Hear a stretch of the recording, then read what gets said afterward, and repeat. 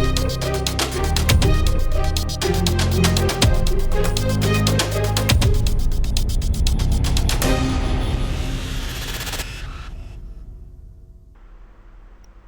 guys, in today's video we're gonna see how we can light up an exterior scene by using an HDRI image.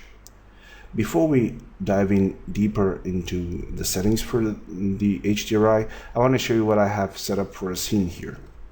It's a very simple scene of a house, and the house is a really low poly model. It can be used for gaming, and we have a V-Ray plane that's supposed to be the ground. The basic settings for my V-Ray camera are very basic. As you can see, I haven't changed the f number, which is 8, more or less the ideal for outdoor scenes. The only thing that I've changed is the white balance. I've set it down as neutral. We have shutter speed of 200, and I've increased the ISO at 200 from I've upped it from the initial 100. So that's it. I haven't changed anything else. So let's see how we can make this scene get lit up by an actual HDRI. What we want to do is go over to Create, over at Lights, and choose a V-Ray light here. Now, in the type here, it should say Dome. By default, it should be at Plane, so feel free and change it as a dome light. And click anywhere in the scene. It doesn't matter where. As soon as you click it, you're going to get a dome light. Right click to confirm, select it, and into the Modify tab, go over here and make sure your multiplier is set at 1. By default, it should be 30. Set it up as 1. As soon as this is done, go over here where it says Texture. Where it says None, click on it. And from here, from the V-Ray tab, choose a V-Ray HDRI. Double click, and now press the M button. Click, hold in one of the empty things, and click Instance, OK. Right away, you've instanced this map over in the material editor. Now we need to choose our HDRI. Now click on the 3 dots over here and choose your HDRI. And from here, just try and find the one you want to use. For example, I'm going to use this one. I will leave a link on the website, so feel free, if you don't know where to find some nice quality HDRIs, go over to www.dkcgi.net and you can find a few links to get some high quality HDRIs for free. Alright, so once we've done this, we can double click on the map over here, and now we can see how this thing looks like. So by default, the mapping type is wrong. So I want to change it to a spherical mapping type. As soon as we click it like this, we can see now that it's starting to look like a realistic image. All right, so let's see what we've accomplished so far. I'm gonna go down back to my camera, and quickly, let's just go over the settings for V-Ray, see what we have set up over here. So the image sampler is an adaptive, which is okay. Right, one with 20, 0.01, that should be fast. Color mapping is exponential, that's okay as well. The GI radiance map with light cache. The radiance map is a very low, which is okay. The light cache is low 500 subdivs. Again, okay. The settings, well, everything seems to be all right. You can just up this to like 12 gigs. I don't want to use 16, and close. All right, with all of this, now I'm gonna run a single render and see how things are looking. All right, we're just gonna wait for a second. delete updates the instances from the model, and there we have. We are starting to get some lighting happening into the scene, but in this case, the lighting is way too dark.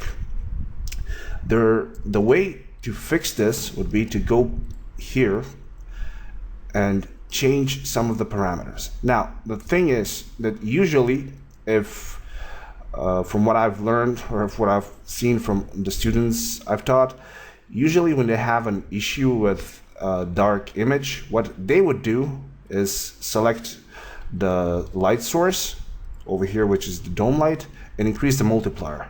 That would be a wrong way of doing it. So you want to keep this multiplier set at 1. The right way of doing it would be to go over at where the map is and where it says processing. You have two values, both of them which are 1 by default. You want to change the render multiplier and increase that value. For example, with a value of 10, I'm going to be getting 10 times the lighting information coming from this image. So let's try it and see how it's going to look like. So render fast. We're going to wait for a few seconds till it does the calculating, and as we can see, the scene is getting more light coming from that HDRI image. Now let's increase it more to something like maybe even 50. That should give me more control, or actually more light coming into the scene, and make it to look more like a daylight scene. There we go. A lot more light. We can see some shadows, rather diffuse shadows, but shadows nonetheless. And our scene is starting to look realistic. Now, we can call it quits here and just be done with it, or we can take it a step further and try to gain more control over where the light is coming from and how to further control the shadows and the lighting in the scene. Now let's see how we can do that.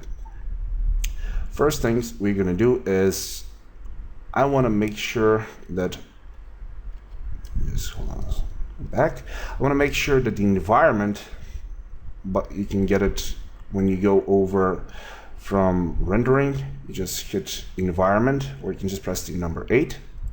Here, I want to make sure that the environment is the same exact V-Ray HDRI that I'm using for lighting. So click and make sure you have instance in the environment. Now, what we've done is we've made sure that the entire environment is exactly the same texture as we have for the lighting.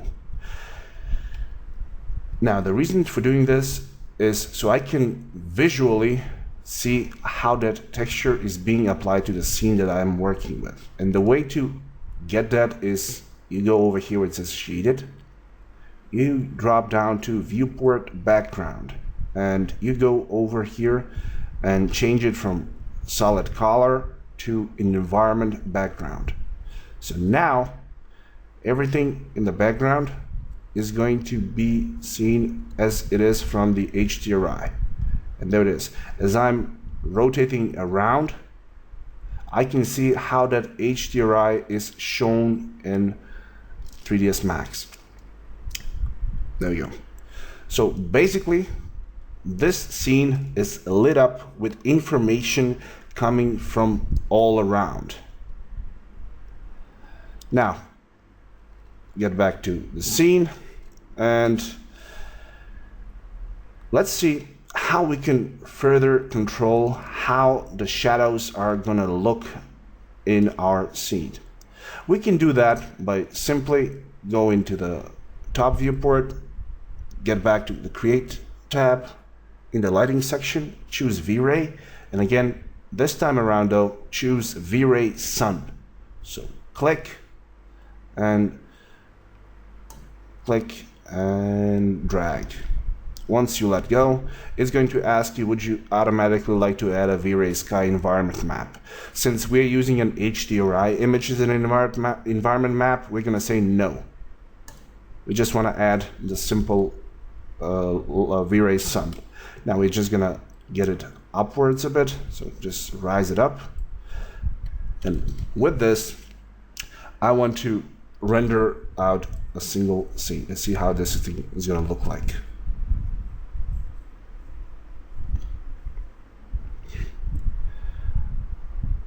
All right. So now we have a much stronger shadow, a much stronger light, and basically we're getting light from two sources now. We're getting light from the environment and from the sun. So before we start to tweak around the shadows and the intensity of the light, we have to tackle another problem, and that is the position of the V-Ray Sun is not exactly the same as the position on the sun coming from the HDRI. As you can see, the sun from the HDRI is coming from this side, while the V-Ray Sun is coming from that side. So we're going to get a problem because we'll be getting double shadows, and it's not going to be realistic. So let's see how we can fix this issue. First of all, I'm going to delete this sun. I'm going to select everything in the scene, right click and hide. Alright, now since I've done this, I'm going to go over in the top viewport and I'm going to create a new V-Ray camera. Just click and drag anywhere, it doesn't matter. And press C. Now, what I want to do is, while I'm in the V-Ray camera, as you can see, I'm here in the V-Ray camera number 2. If I rotate around, you can see I can look around on the image. What I want to do is, I want to look directly into the sun. Something like this.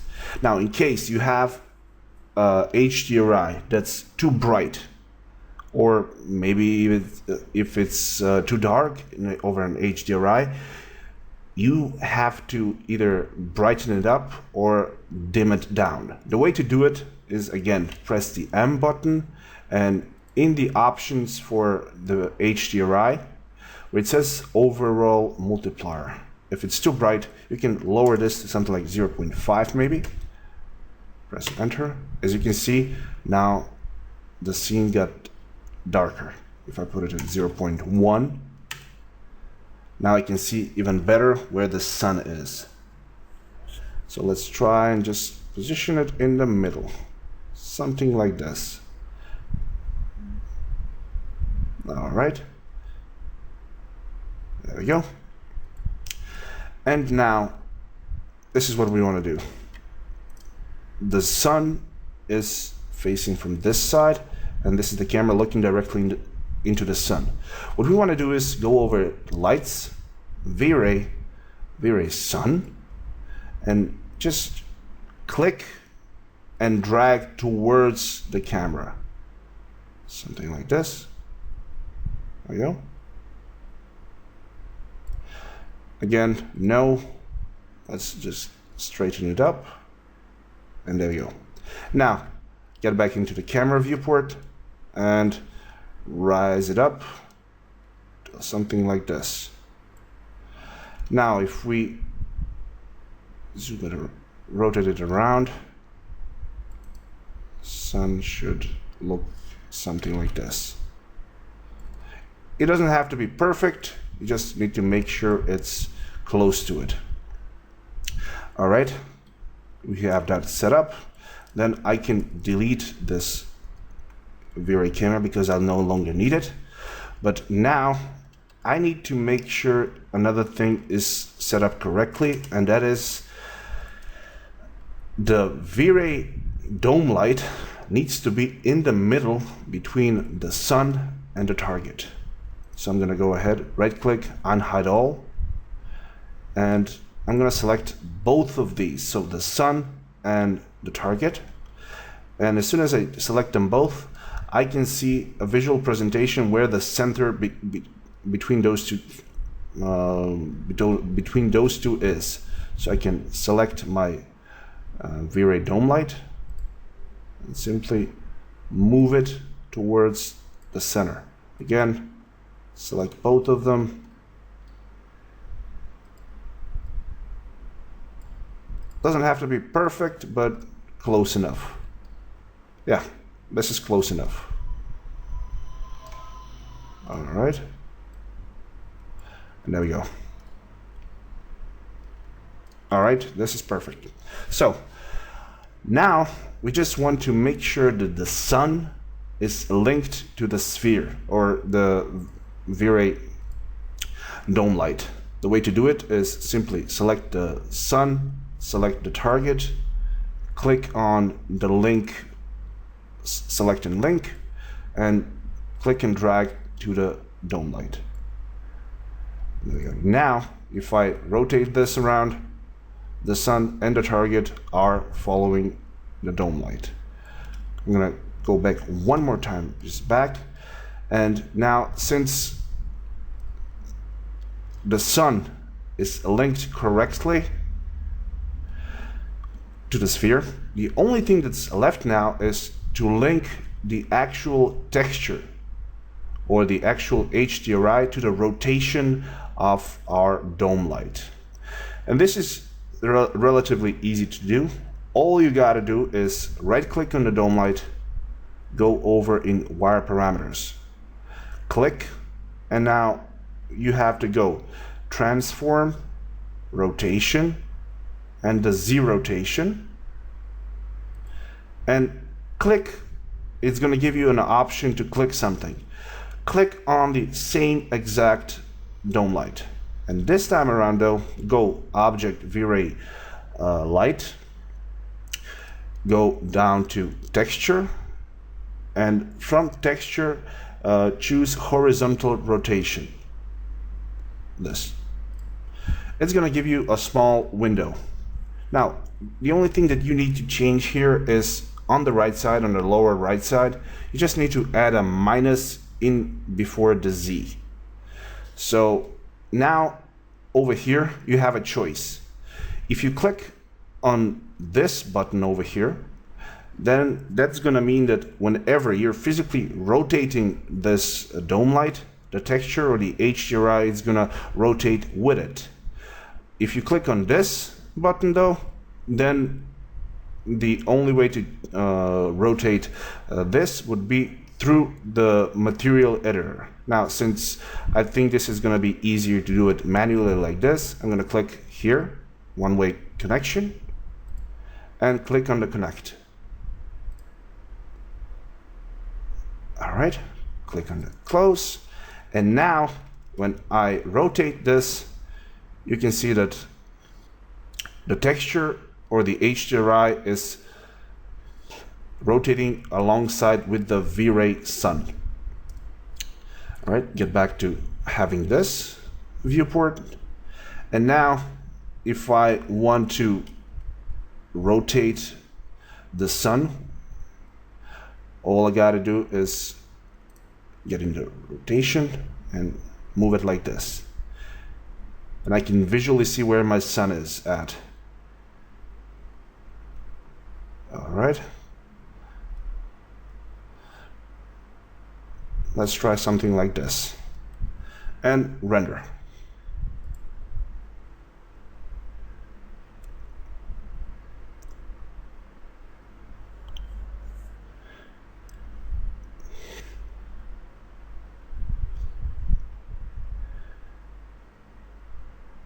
And here we go. Now the entire scene is lit up from the HDRI and the V-Ray Sun. And with the fact that we've added a V-Ray Sun, we have a much bigger control over how this scene is going to look like, because we can now go over here, select the V-Ray Sun, and in the options over here, for example, we can make it so it's either stronger by playing with the intensity multiplier, or for some reason if our shadows are, let's do something like this so it's stronger. If our shadows or okay, let's go. If the sun is higher, the shadows are gonna be more strong or better, you know, stronger or sharper, so better defined. Now this would be ideal, as you can see it over here, if you have a very nice and clean or clear day. But if for some reason if you have an HDRI that's with a cloudy day, in that case what you would need to do is select your sun, and you can control the strength of or the intensity of the actual shadows by the intensity multiplier. But more importantly, this size multiplier is going to control how fuzzy or how blurred your shadows are. So for example, with a size multiplier of 1, you get nice long shadows. For example, if we put a size multiplier of 5, that means that these shadows should now be more diffused and more blurrier. All right, let's see.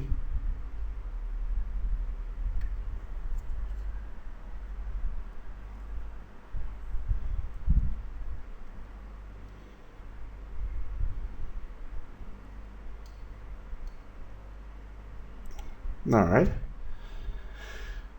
To better showcase this, I would probably have to rotate it from the side so we can better see those shadows.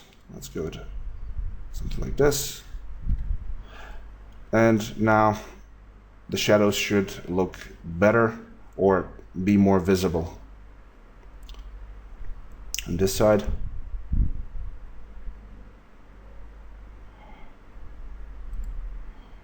Yep, they are. There we go. So by doing this, we've basically set up the lighting for this scene by simply using an HDRI image and one simple V-Ray Sun. So I hope you guys learned something from this video, and if you liked it, then like it, subscribe, comment, and share it around so it can reach more people. So until the next video, take care.